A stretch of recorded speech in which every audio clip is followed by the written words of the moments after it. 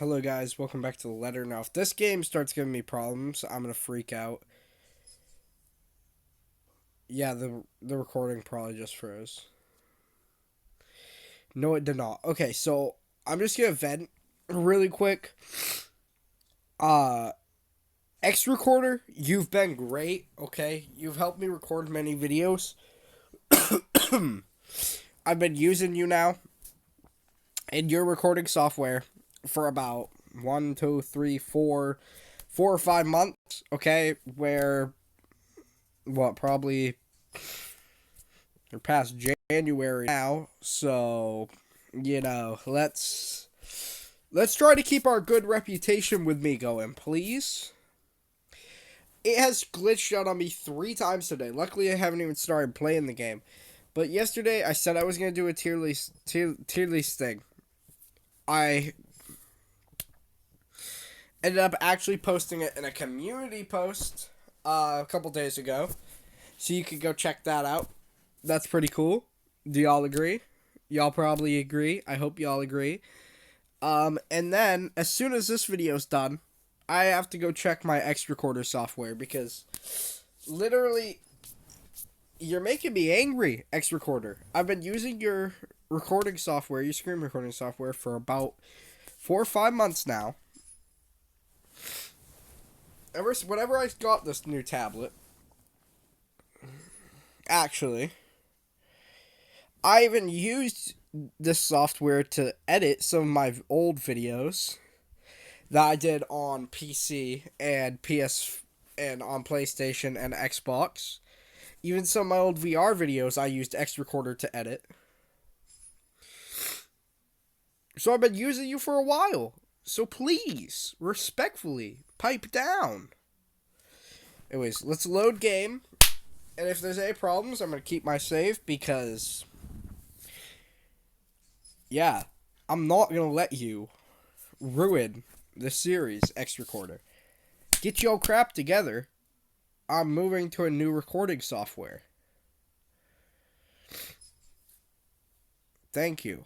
I'm sorry. I don't know why I just spent the whole intro venting. But welcome back to the letter, guys. I'm going to go play. Let's just get right into it. At least, not all the time. What is it that you want to do then? Maybe I've been out of line, sticking my nose into other people's business, but I can't help but ask. I regret doing so as I see his shoulders slump, and the easygoing air he has fades away. He looks torn over whether he wants to talk about it or not. It's movies. He wants to do movies and film. Films, documentaries mostly. Yep. But cinematography is a lot more difficult than photography, right? I was working on this thing, actually. What thing? Well, it wasn't really a big thing. People didn't like Blue Fonzie very much. People don't like a film about colours. I suppose they would have liked Blue Bibby a lot more. Very funny. So, Grand Director, do you want to tell me what Blue Fonzie is all about? He hesitates. But when I refuse to budge on the matter, he gives in and spills it all out. Blue Fonzie, le hair, la place sombre, Disney's. I'm sorry. I'm not gonna try to read this because then my French people will be like, Bleu Fonzie is not actually how you pronounce it. Le Herrier is not how you pronounce it. La Place is not how you pronounce it. Get out of my face! I'm not French. I've never spoken French, so I'm sorry. Dark blue. The darkest hours of the black British. He speaks with passion of one who has gone through the very matter he is concerned with. There is conviction, knowledge, and experience in his speech. Why, I would have told him that he is an amazing speaker, if only I wasn't so engrossed listening. Prejudice and discrimination in schools and in the workplace. Lesser chances for opportunity and higher chances of being treated like a criminal. He spoke to blacks and people of color in general, still being treated like second-class citizens, all because of the color of their skin. It's all just positively riveting. and sad. It comes to a point where Annie soon loses steam. He looks abashed, realizing what he had just done. Sorry, I just got so carried away and... It's fine. It is really so fascinating to watch people talk about their passion, after all.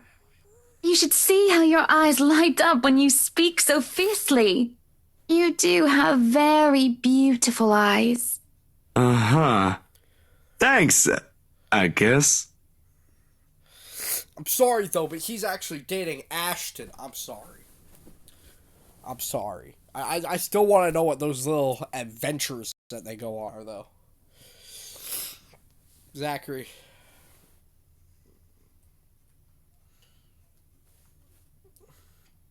I'm sorry, maybe it's none of my concern. I mean, I know it really isn't. But, like, come on.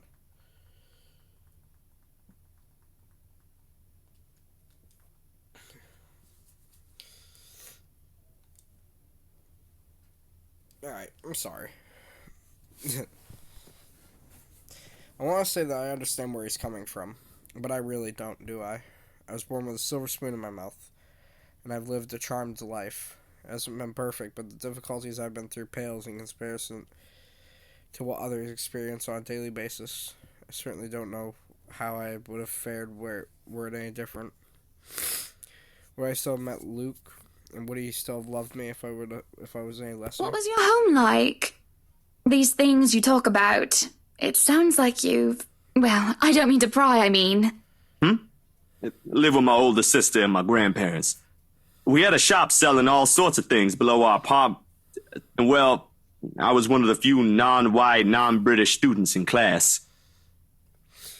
Yeah, you're... I guess American? Colored American. You're an American of color. I didn't get pushed around or anything straight up. Even then, I was one of the biggest kids around. But a pencil and notebook would go missing, you know? Oh, that I knew. Children can be so cruel at times. Of course, it may be a slightly different story when you have a personal guards and the stolen item is not a pencil, but an expensive heirloom. So what about you? How you liking your new house? It's pretty impressive. It's nice, I suppose. You suppose? Not big enough? What? No, oh, don't be a bully. It's just that... I understand if you don't want to talk about it.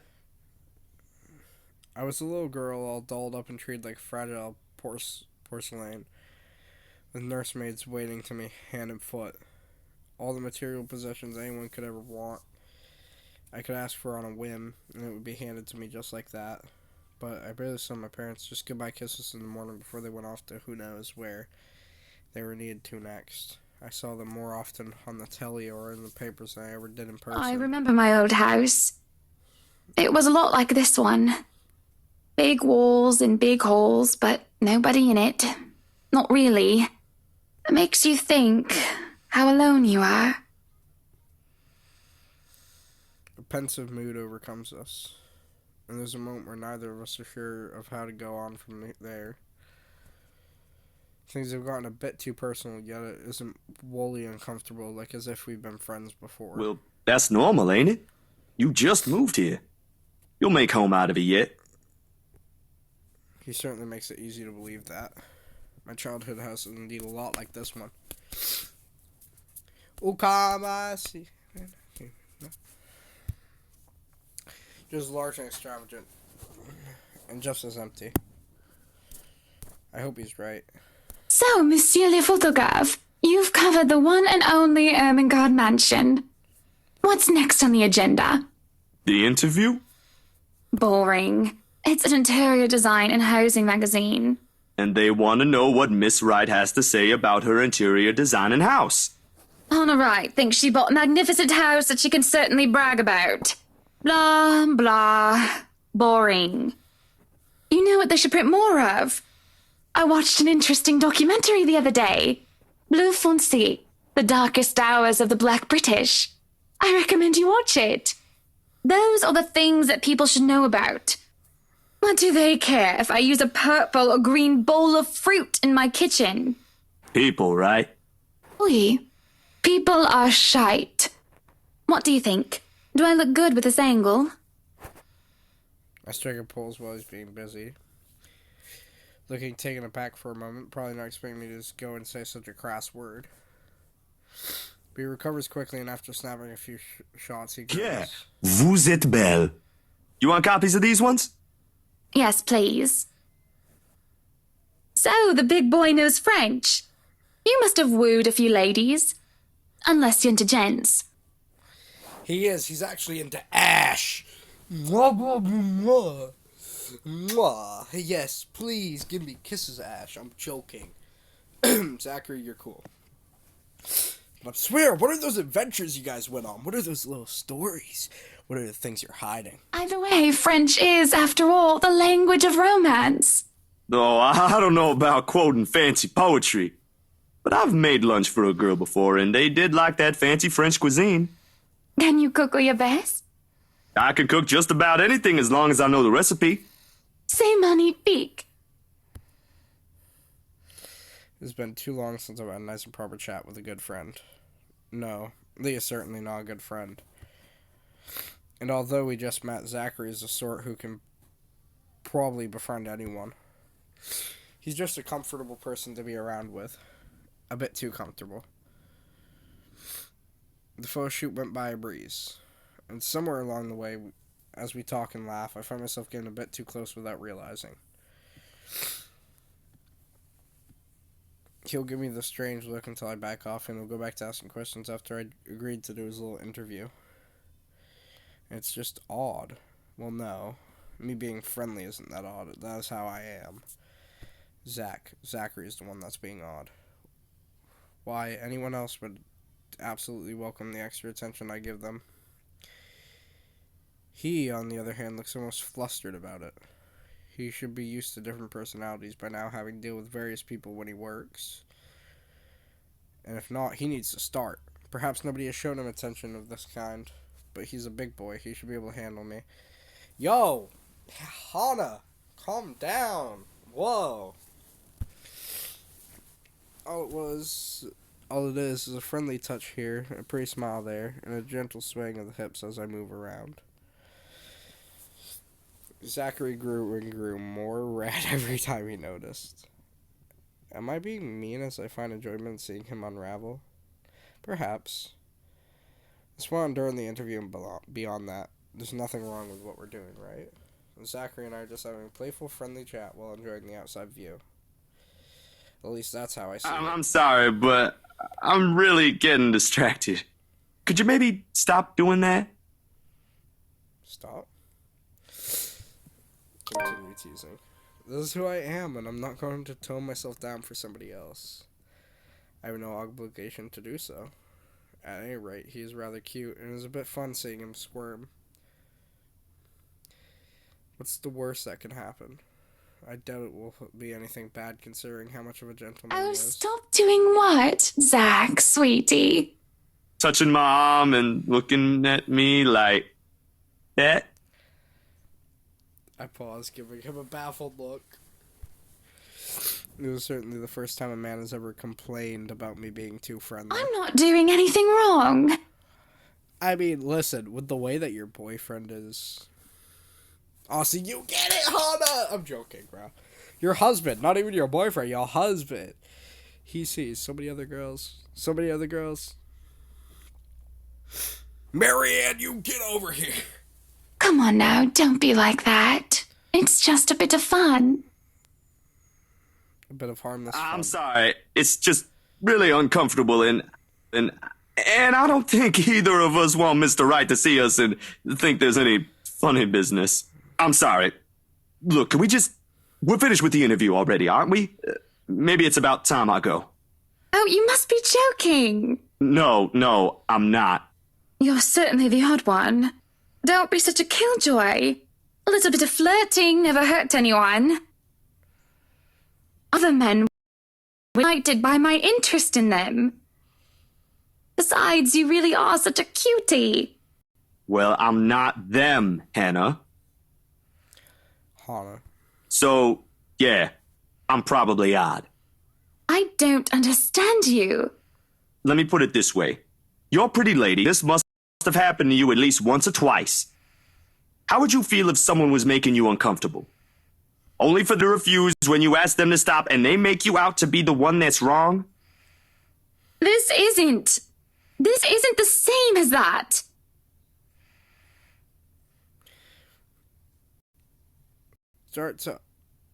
As I try to argue his point, he starts to pack the rest of his bags. This is preposterous. My main argument is, what sort of man complains about a beautiful woman being friendly with them? Me. And Zachary. It seems logical in my head, but the moment I try to say it, it starts to fall apart. Yes, it is. Unwanted advances don't make me feel macho or anything like that. I'm not here to argue morals or ethics, Miss Wright.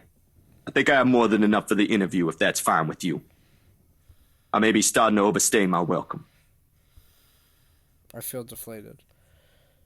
And things were going so smoothly, too. I ended up pushing too hard just when I thought I might have found myself a good friend. I'm not sure if I feel awful because I'm not getting what I want, or because I was just compared to the pigs I so despise. You're not even going to let me apologize? You're not a bad person, Hannah. Just... Because I really am sorry. people won't always be how you want them to be. And apology accepted. But I really do need to go. A friend of mine is expecting me, and it's getting late. Will you visit again? I will be asking for copies of those photographs. Yeah, sure. I'll make you a copy. That would be much appreciated. I'll ask Johannes to see you out. I feel sick to my stomach as I watch Zachary leave. It is silly to be upset over falling out with a man who was, only a few hours ago, a complete stranger to me. That doesn't excuse my boorish behavior at all, and it doesn't make the feeling any better. Idling about, I stare off into space, unsure of how I feel. And I stay a good while, just standing there until the sun sets in the horizon. Disheartened, I proceed back into the mansion for supper. Entering the dining hall causes me so much confusion. It is dark. For a moment I thought the electric work is not up to par. But that clearly is not the case, as every other room is bright with the artificial light. Find the light switch is a monumental task considering the size and my unfamiliarity with the room. To make matters worse, the darkness grants the room a different atmosphere, eerie and frightening. It takes longer than I thought to find the switch, something that will have to be rectified later on. My skin starts to prickle and there's the distant feeling of being watched. It unsettles me and only spurs me on in my search. And when I do open the lights, there's a hiss. I'll turn the lights down, woman! There, at the end of the hall, is my beloved husband with his face in one hand and a glass in the other. Perhaps I can let it go if it's only one glass of wine. However, I can feel myself go livid after seeing the toxic green liquid gleam mockingly at me. Luke, what? Are you drinking absinthe? You know what the doctor said. Absinthe, Luke. Are you actively trying to kill yourself? Because if you are, we can just hit you with a bloody car. Honeybee, Buttercup, not too loud, please. Besides, it's Lelouch, not too strong. Just hair of the dog that bit me. Helps with the hangover, dearest. You drank? When? This morning, love. Don't be mad. I just needed a few drinks, having to deal with those simpletons. And maybe I had one too much. You don't see me whinging about you leaving me to handle them on my own. I had to attend the photo shoot and interview with Luxury Living. You know that. Let's not make this about me, Luke. This is about you and your drinking problem and... Oh, I don't know, Hannah, darling. What if my drinking problem, as you like to call it, is linked to you? How about you shut the hell up, Luke? How about you shut up? No, actually, how about you get out of my mansion? And how about you be quiet? Because it is not. How about your drinking problem is linked to you being literally worthless. How about that, Luke?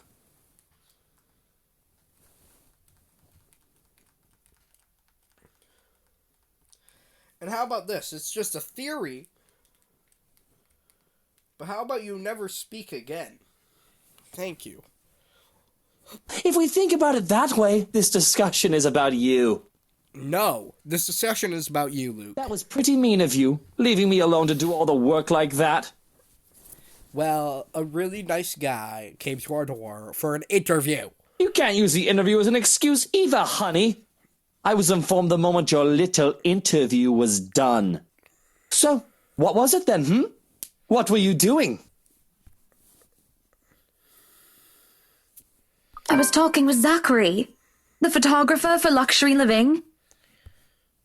I have no reason to tell lies. It's not like I'm guilty of anything. But as Luke's expression turns, he makes me feel like I actually am to blame for something. He has a way of making me laid bare with just a look. That had really struck me when we first met years ago. That giant Negro? Okay, Luke, you need to calm down. You were having a secret meeting behind my back and it was with him? What are you implying? I'm implying nothing. I'm just worried. You know better than to trust those media types, Buttercup. He must have been really friendly to occupy your time like that. But all he's looking for is his next big headline. He's a photographer for an interior design magazine. Doesn't matter. You let one little thing slip, one wrong move, and it'll blow up in the telly in the morning. He'll go to his journalist friends to gossip and make a quick quid. His eyes were the first thing I noticed about him. They were like nature, the grass and the trees, wonderful and breathtaking. Now, as I look at him, they're nothing but the same shade of green as the bloody damn drink in his hand. He was a perfect gentleman, Luke. I can't say the same for you as of recent. Excuse me again? We're talking about you, Hannah. No, I am pretty sure we were talking about you and your drinking problem, Luke, right?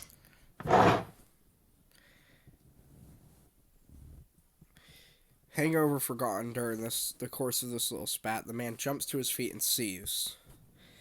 It looks like he's barely stopping himself from throwing the nearest thing he can find. Oh, it is not a problem. I can stop whenever I want. And even if it was, I think you can very well stay out of it, as it only affects my own kidneys or liver or whatever the bloody hell that shite pollutes. Whatever aftermath that occurs because of your little chit-chat with the Negro affects the both of us, however. Shut up. And stop calling Zach that. You need to calm down, bro. Are you trying to get me age restricted? Calm down. Look, Luke, nothing will happen. You have to relax. It was just a friendly chat. Well, now I think I'm getting jealous.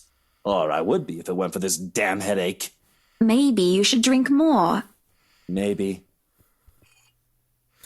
Supper is spent in silence with nothing but the occasional sound of silverware. Cling, cling, clong, clong, cling, cling.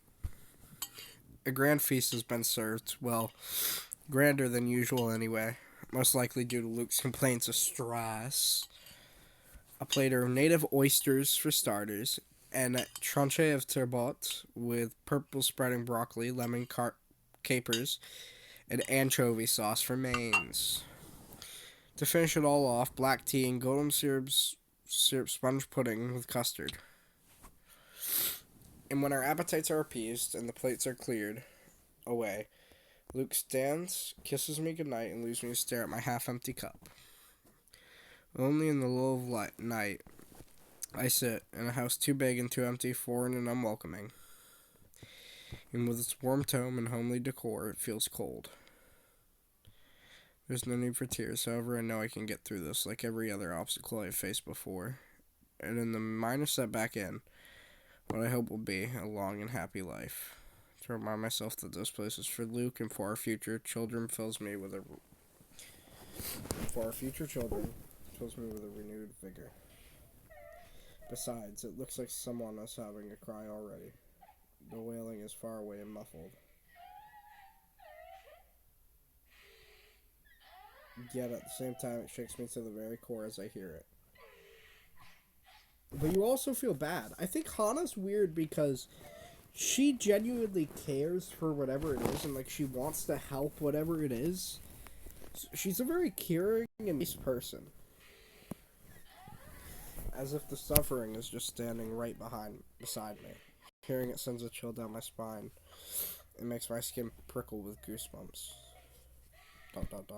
Who is that?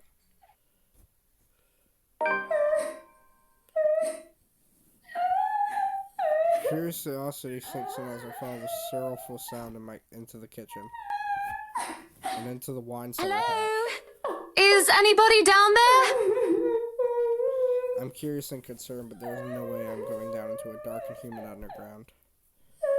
I'm not as enthusiastic as Luke, who considers himself quite the connoisseur. However, I also cannot bring myself to go to bed with this racket going on. If this is one of the household help, they will surely need some talking. After all, this wouldn't be the first time I've gone and found one of the maids sobbing their eyes out over one thing or another. As professional as our staff are, they are still human. More often than not, it was either Johan's or I who'd calm them down, who'd help them figure out how to go on about things. Unfortunately, I'm not in high spirits right now, so I'm not as wholly benevolent.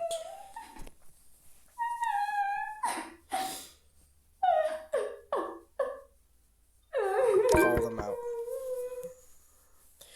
Waiting for any sort of reply yields me no result, and I've already touched the floor hatch far too many times than what I'd like. Take a deep breath before reaching out again to whoever's inside. I've learned from experience that people respond better to kindness than threats. Shouting angrily would not help in coaxing them out. You, in the cellar? Do come out. We don't want Luke waking up and finding you in there, do we?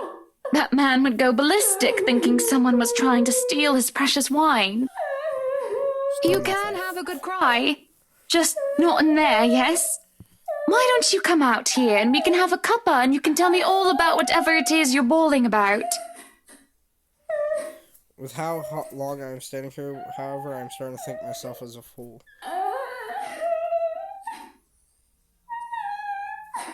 I do not want to acknowledge the other feeling I have, especially as the wailing took an eerie turn.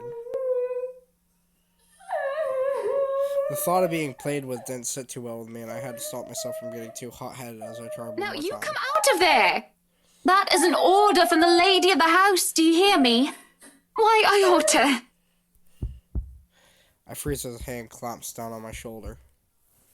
The dread I've been feeling all this time makes itself known as I kneel, unmoving, not even daring to breathe.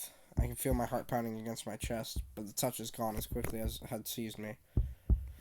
It's only Johans I see when I look back. Apologies, madam, for touching you like that. You were not responding to my voice, and you looked about ready to wake the whole mansion up. I'm sorry. I was getting rather loud, wasn't I? But that crying woman in there, we must do something about her. He goes silent for a moment and just looks concerned. At least I'd like to interpret it as concerned, given how stoic our head butler usually is. Or rather, it must have been concerned, as he takes off a glove and presses the back of his hand at my forehead before his worrisome inquiry. I beg your pardon. What? Crying woman? Yep. That's where I'm going to end today's video off. I will see you all next time. Johans, thank you for making this so much better. Save.